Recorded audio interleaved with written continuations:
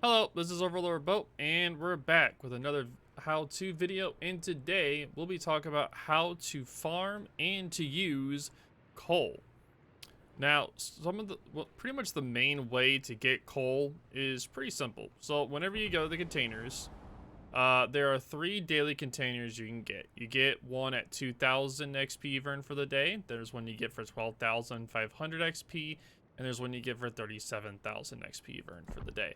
So you can pick the credits, resources, signals, and what's getting lucky. The get lucky is Try one. your luck. Yeah, try your luck, and that one's to try to get a super container. Try your luck on that, or you don't really get anything good. So usually you want to pick, if you're trying to get coal, you want to pick the resources because you are guaranteed to get 400 coal no matter what out of each container. So usually you can get around 1,200 guaranteed, but I've gotten up to 3,600 on some days, getting like pure luck and getting 1,200 coal per container. But that's usually the main way to get coal, but I'll let SAT score talk about other ways if there is. Besides containers, sometimes you can get coal through missions or events, but those are not as common, so the main way would be to get it through containers. As for spending your coal, it's generally recommended to spend it on captains or skills. So we go to the armory. We'll first look at the ships here. The ships can be bought from tier 3 to tier 10, and there's some ships that are exclusively sold for coal.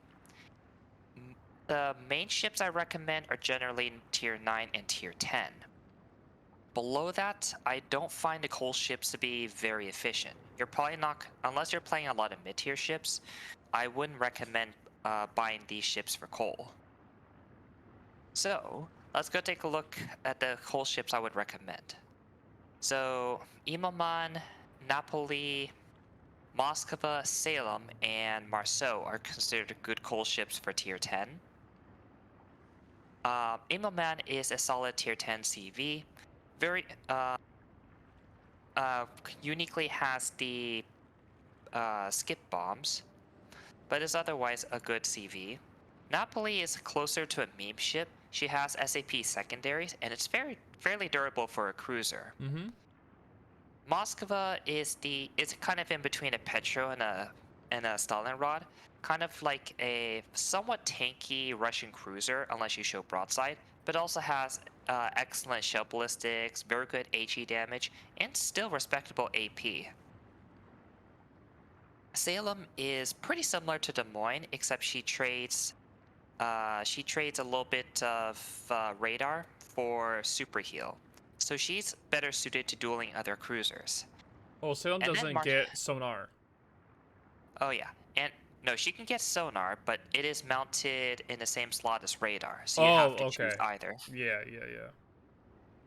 And finally, we have the tier 10 Marceau. Marceau is kind of like a Colbert on a Clipper hull. Very fast, very good gun power. So it's your stereotypical gunboat. Yep. I would also For it, recommend the Palmern as like for fun. The Palmern with the secondary buff is actually is a lot more viable now for fun.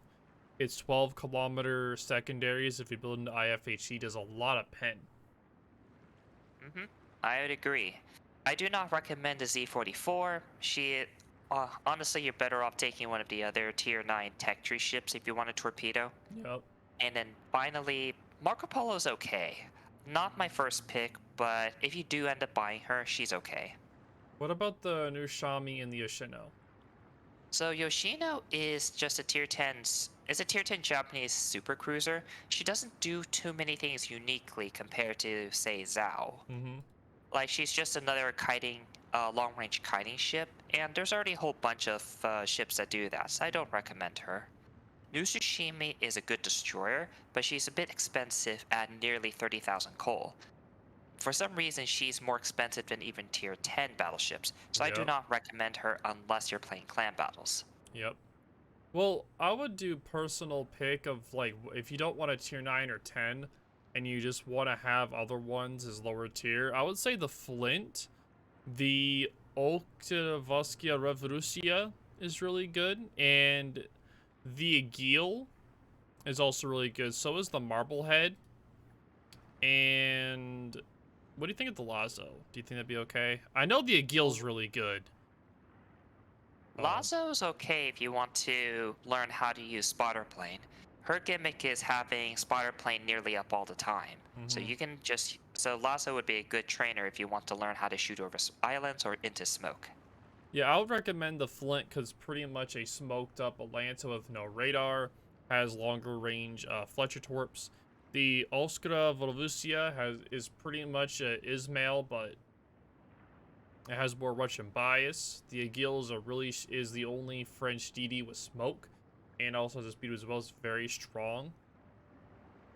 The Marblehead's a good little money maker for tier 5. It's a good little ship for there. Out of the coal ships, I believe that's the ones I'd recommend. Um, yeah, those are like the personal ones I would recommend.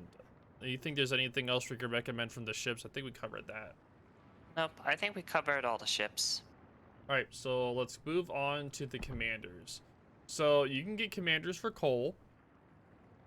And so most of these ones for coal, they also come with little enhanced skills. So we would highly recommend you get these captains for coal, because getting these little enhanced skills will buff the ships, whatever these commanders are on. You would definitely want to get Nikolai Kuznetsov. That is definitely, he is one of the most OP. He pretty much is the most OP commander in the game with his skill of Will of Victory, which if you put on a battleship on the Kremlin, it pretty much makes it where he's at around 8,000 health left. He gets like a 30. How long? Let's see. Will of Victory. It gets a DCP for I think 30 seconds. Yeah, 30 seconds. As long as the heal goes up. It also makes the dispersion of your enemies like really bad. So it is really good for that. Which other ones do you think we should recommend? So the other two I would recommend are Cunningham and Lugens. Lugens I would recommend because he is a good pick on every single German ship. Like he has talents for everything.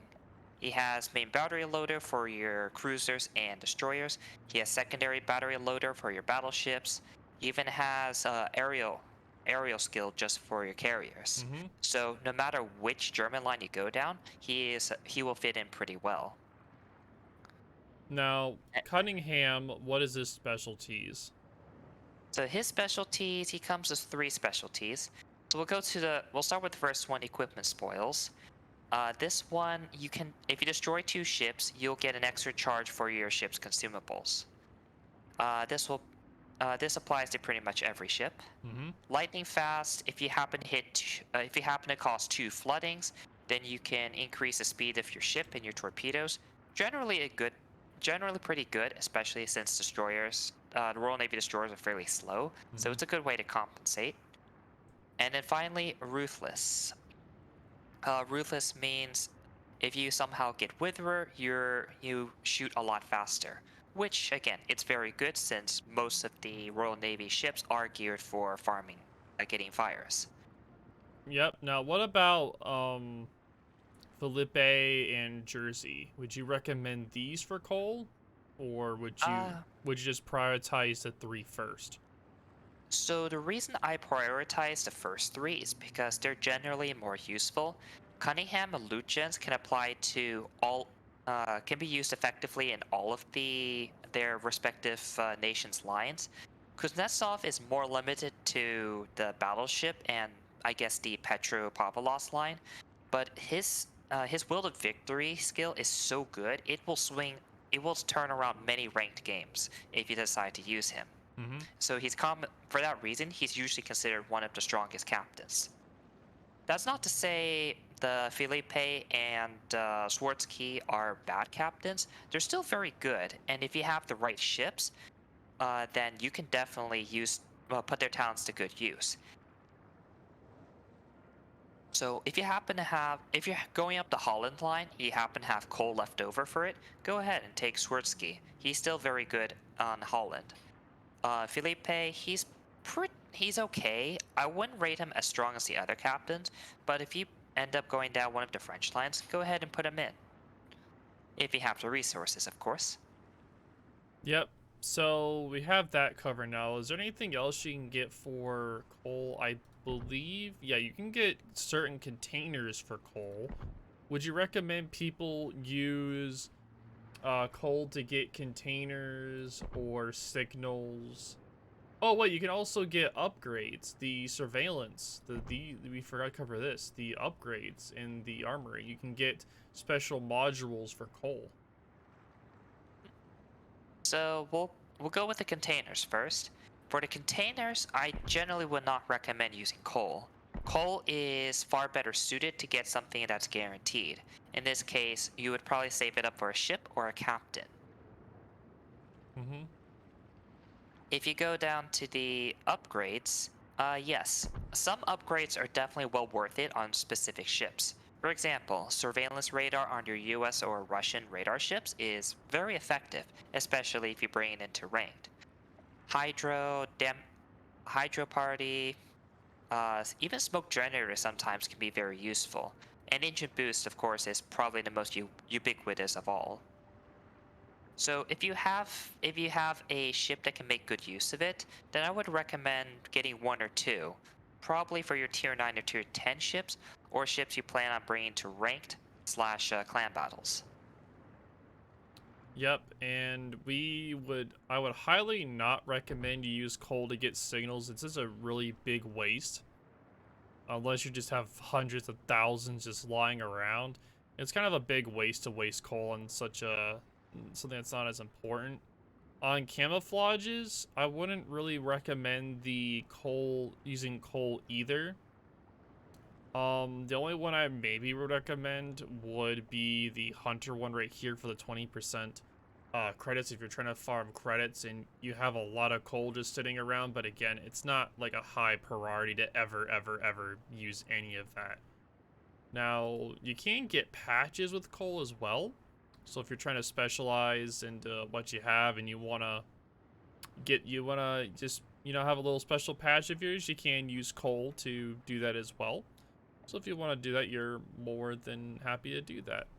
Now, is there anything else you think we should cover about coal? I think we covered most of it. Keep in mind that Wargaming periodically adds new coal ships and coal captains to the armory. So the recommendations may change depending on how the coal ships end up or how the captains end up as well. But all right. But yep, thank you. That is it for the day. Thank you so much, SAT score. I greatly appreciate it, brother. If you guys have any questions, concerns, definitely leave them down below. But yep, I'll see y'all next time. Later.